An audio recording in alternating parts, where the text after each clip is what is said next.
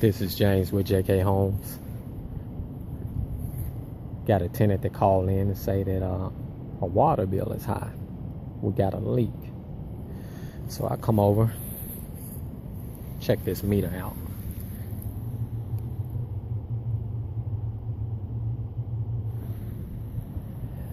As you can see, the meter is not moving. She said there's a leak close to the driveway. Now I do see it appears to be damp.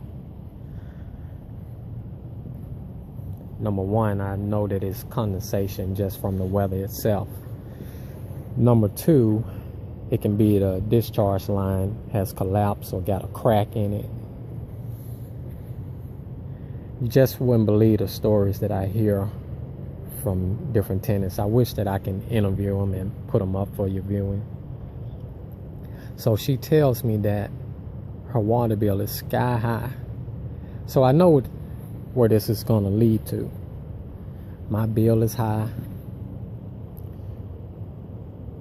Memphis had a snowstorm and the power in half the block is off, and because I didn't stay there but 10 days after month, can I be compensated on my rent?